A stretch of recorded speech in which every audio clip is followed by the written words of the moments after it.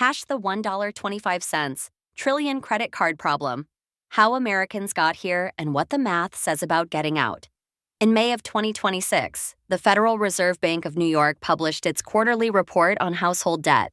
If you follow this stuff, you know the headline number was coming. Total household debt hit $18.79 trillion, a new all-time high. But buried inside that report was a number that deserves more attention than it got. Credit card debt stands at $1.25 trillion. That's $1,252 billion owed by American households on plastic. And 13.1% of that balance is 90 or more days past due, the highest delinquency rate since early 2011. That number matters because credit card debt is the most expensive debt most people will ever carry. The average APR across all credit cards in the United States right now is north of 20%. Store cards are higher. Some subprime cards touch 30%. At those rates, the same exponential math that builds wealth over decades works in the opposite direction, aggressively, destructively, against anyone carrying a balance. So let's understand what's happening, how the math works, and what the evidence actually says about getting out. The context is important here because the story isn't just about individual spending habits. The CNN poll published the same week as the New York Fed report found that 76% of Americans now say the cost of living is their number one economic problem. That's not a fringe concern. It's 3 out of 4 people. And a separate survey by the debt management company Achieve found that 53% of consumers carry credit card balances specifically to cover essential expenses: groceries, gas, utilities, housing. Not vacations, not electronics, not holiday shopping. The basics. This is a structural problem, not a discipline problem, and the inflation data backs that up. The Bureau of Labor Statistics reported that the Consumer Price Index rose 3.8% year over year in April 2026, up from 3.3% in March. That's the highest reading in 3 years. The culprit, energy prices. Gasoline alone was up 21.2% in March, the largest single-month increase since the government started tracking it in 1967. The average gallon of regular hit $4.50 nationally, up from $3.14 a year ago.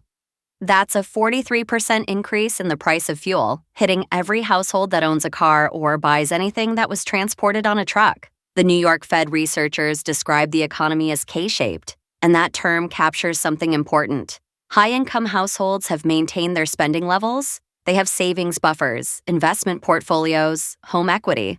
The rising cost of gas is a nuisance, not a crisis. But for lower-income households, it's a completely different story.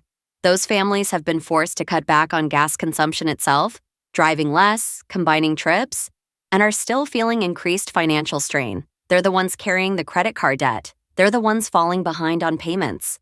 And here's where the math gets brutal. Let's say you owe $10,000 on a credit card at 22% APR, which is roughly the current average. Your minimum payment is probably around 2 to 3% of the balance. So call it $250 a month. If you pay only the minimum, here's what happens. It takes you 22 years to pay off the $10,000. And before you're done, you will have paid approximately $17,000 in interest alone. That $17,000 is money that could have been invested, saved, or spent on anything else. Instead, it went to the bank that issued your credit card. The rule of 72 makes this intuitive. Divide 72 by your interest rate and you get the number of years it takes for that debt to double, assuming you're not paying it down. At 22%, 72 divided by 22 is roughly 3.3.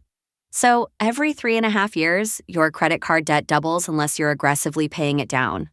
That's the same rule that shows how money doubles every 10 years in the stock market, except the credit card version happens 3 times faster and in the wrong direction. Now compare that to a personal loan at 12%, which is the average rate for someone with good credit. At 12%, 72 divided by 12 is 6. The debt takes 6 years to double instead of 3. The difference of 10 percentage points in interest rate cuts the doubling speed nearly in half, which means your payments go much further toward the principal. That's why balance transfers and debt consolidation loans work when they work. They're not magic, they just lower the compounding rate. But here's something most advice columns don't emphasize enough. The 2 most common strategies for paying down credit card debt are the avalanche method and the snowball method. Avalanche means you order your debts by interest rate from highest to lowest and put every extra dollar toward the highest rate debt while making minimums on everything else. This is mathematically optimal. It minimizes total interest paid over the life of the debt. If you owe $5,000 at 24% and $3,000 at 18%, Avalanche says pay the $5,000 first. You will save more money this way. Snowball means you order debts by balance size from smallest to largest and put every extra dollar toward the smallest balance first. This is not mathematically optimal. It will cost you more in interest over time. But here's what the behavioral finance research shows. The snowball method has higher completion rates. People who use it are more likely to actually pay off all their debts. Why? Because humans need psychological wins. Paying off a small balance gives a dopamine hit. It creates momentum. It proves the strategy works. Avalanche might save you $500 to $2,000 over the life of your debts, but Snowball might be the one you actually finish. The best method is the one you'll stick with. And that's a lesson that applies far beyond debt repayment. There's an uncomfortable dynamic at play right now that makes all of this worse. The Bureau of Labor Statistics data also shows that 67% of American workers say their wages are not keeping up with prices. Even among households earning $150,000 or more, 57% say the same. That's a striking number. The people we typically think of as financially comfortable don't feel financially comfortable. They feel like they're treading water. And treading water leaves no room for debt repayment. At the same time, the Federal Reserve is holding rates steady at 3.5 to 3.75%. The rate cuts that many analysts were predicting for 2026 are looking less certain with inflation back above 3%.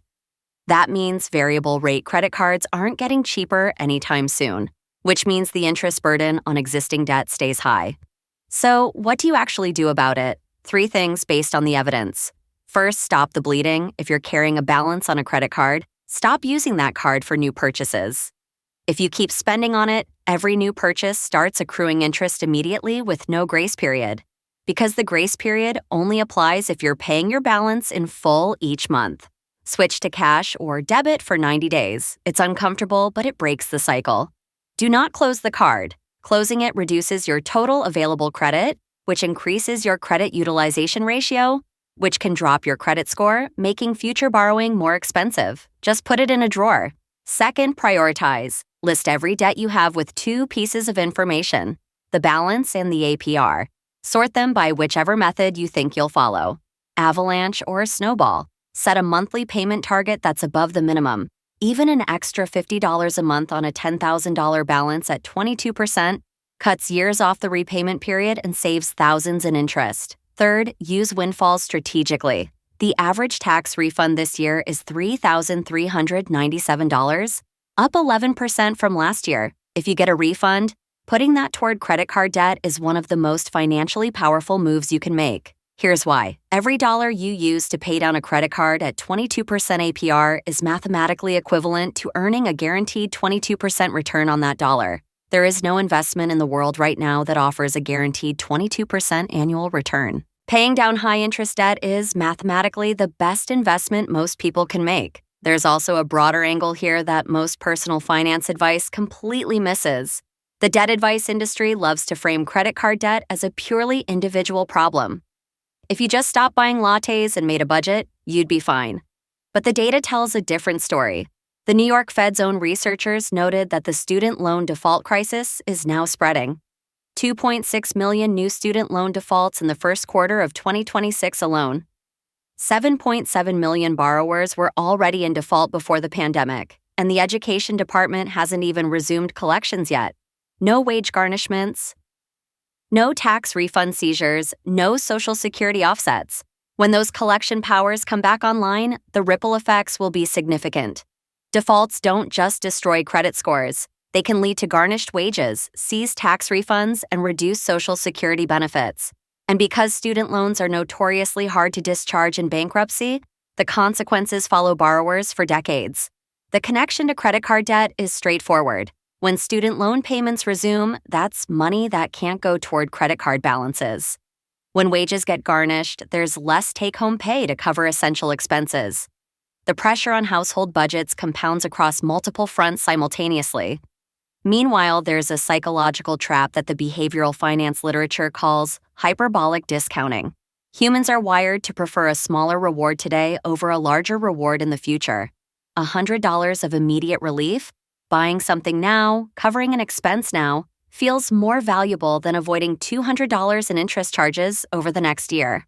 The pain of paying is front-loaded. The benefit of paying is delayed and abstract. This isn't a character flaw. It's a fundamental feature of how human brains process time and reward. Recognizing it is the first step to building systems that work around it. And that's where automation becomes your strongest tool.